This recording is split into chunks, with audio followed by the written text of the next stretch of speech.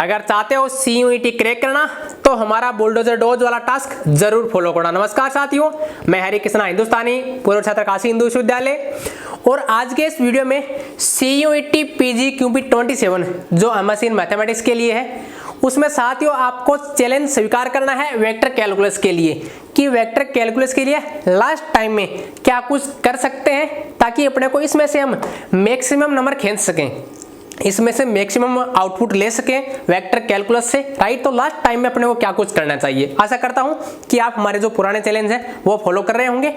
तो साथियों vector calculus और CUET की बात करूं तो अगर प्रीवियस ईयर क्वेश्चन के डाटा एनालिसिस की बात करें तो साथियों 3 से लेकर इंपॉर्टेंस 3 से लेकर के 7 क्वेश्चन पूछे गए हैं। किसी एग्जाम में 3 क्वेश्चन पूछे गए हैं, किसी एग्जाम में 7 क्वेश्चन पूछे गए हैं। CUET प्रीवियस ईयर क्वेश्चन के डाटा एनालिसिस की बात करें आउट ऑफ 75, राइट।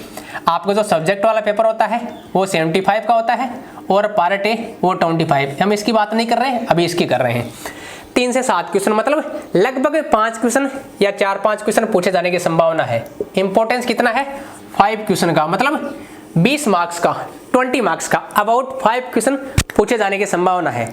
फिर बात करता हूं मैं सिलेबस की। तो साथियों सिलेबस में क्या है, वेक्टर कैलकुलस है, नॉर्मल सा ग्रेडियंट क्या होता है, राइट। ग्रेडियंट क्या होता है, डाइवर्जेंस क्या होता है, कर्ल क्या होता है, और कंजर्वेटिव फील्ड क्या होता है, राइट। और आपका जो लास्ट में 3 थ्योरम है ना,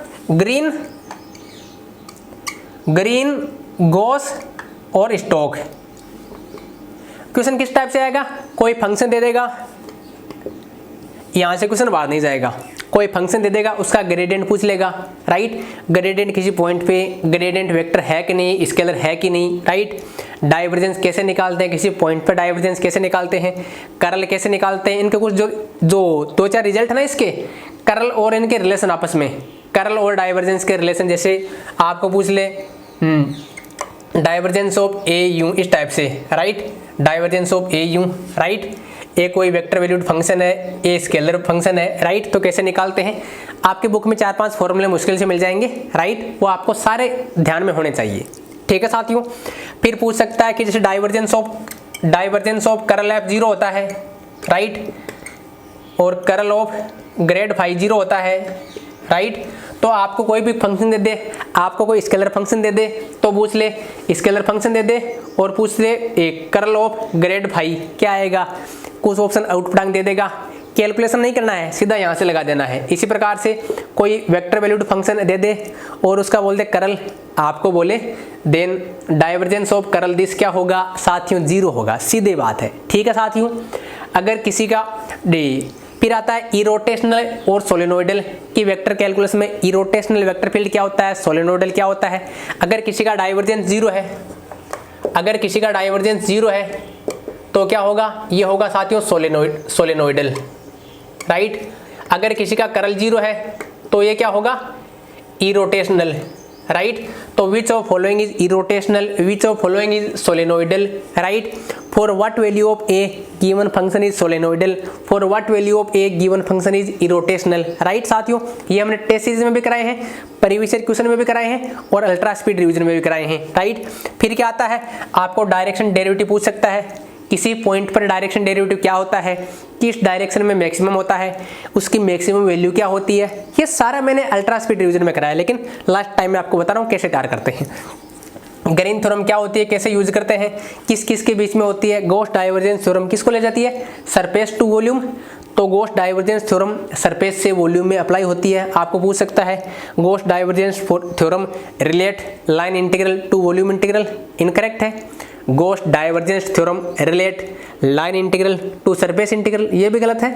गॉस डाइवर्जेंस किसको रिलेट करती है, surface to volume integration, okay. इसी प्रकार स्टोक के बारे में पूछ सकते हैं। इन पर बेस्ट क्वेश्चन साथियों चुटकी में हो जाते हैं इन अगर थ्योरम का यूज करें तो, ठीक है साथियों। डायरेक्शन डेरिवेटिव, अगर कोई फंक्शन कंजर्वेटिव है इसका मतलब क्या हुआ, उसका कर्ल 0 होगा, ठीक है साथियों। ये सब हमने अल्ट्रा स्पीड रिवीजन में कराया है। तो इस टाइप के क्वेश्चन पूछे जा सकते हैं, मैंने सारे अल्ट्रा स्पीड में करा रखे हैं, ठीक है ना। चलिए सिलेबस की बात होगी, इंपॉर्टेंस की बात होगी। अब आपको करना क्या है, पहला काम है अल्ट्रा स्पीड रिवीजन। हमारा अल्ट्रा स्पीड रिवीजन है, उसके कितने पार्ट है, 3 पार्ट है साथियों, कितने पार्ट है? 3 पार्ट में हमने सारा कुछ कवर कर लिया है। Ultra speed division part 01, part 02, part 03। साथियों 3 पार्ट है अल्ट्रा स्पीड डिवीजन के। इनके नोट्स बढ़ाओ, शॉर्ट नोट्स तो लास्ट टाइम में इसमें जितना कुछ बता रखा है एक बार फिर से रिकॉल करने की कोशिश करो। नोट्स बढ़ाओ, एक बार उसको पढ़ो क्या कुछ बता रखा है। फिर साथियों क्या करोगे, जो भी प्रीवियस ईयर क्वेश्चन है 360 डिग्री पीवाई के सॉल्यूशन, जो भी हमारे प्रीवियस ईयर क्वेश्चन का सॉल्यूशन है किस किस के,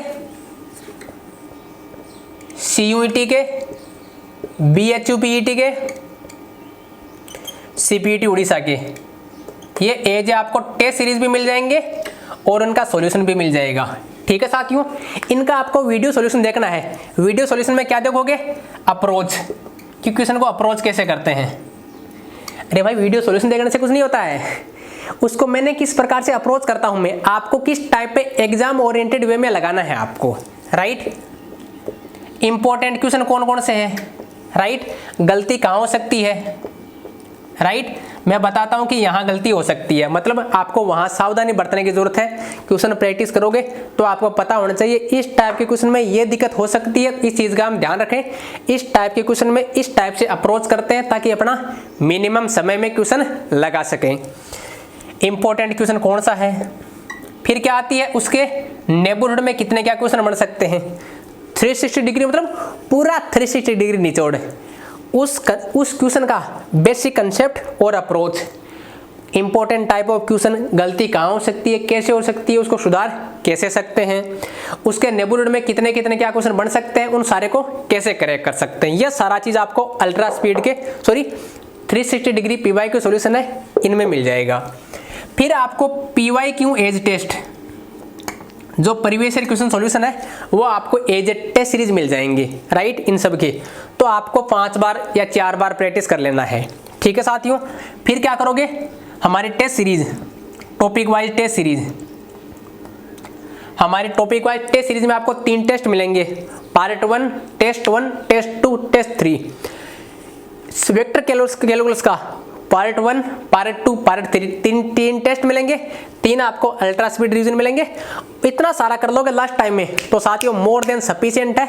आपके 5 क्वेश्चन या 20 मार्क्स आपके कोई नहीं रोकने वाला। साथियों जितना मैंने ये सब बता दिया है, अगर आप उसको एज ए चैलेंज लेकर के, लिमिट है आपकी 1 डे, 01 डेज। साथियों एक दिन इसकी लिमिट है, 7-8 घंटे लगेंगे मैक्सिमम। इसमें 7-8 घंटे लगेंगे, 7-8 घंटे में आप आराम से निपटा दोगे। मैक्सिमम 10 घंटे मान लो, 10 घंटे से ज्यादा ये 1 मिनट भी आपकी नहीं लेने वाला है। ठीक है साथियों, तो इस चैलेंज को स्वीकार कीजिए और एक दिन के भीतर वेक्टर कैलकुलस का जितना आपको टास्क दे रहा हूं उतना सारा टास्क कंप्लीट कीजिए। साथियों हम साथ में सीयूईटी क्रैक करेंगे और अच्छी यूनिवर्सिटी में एडमिशन लेंगे। और कोई क्वेरी है तो मोबाइल एप्लीकेशन पे आप हमें पूछ सकते हो। बहुत बहुत धन्यवाद।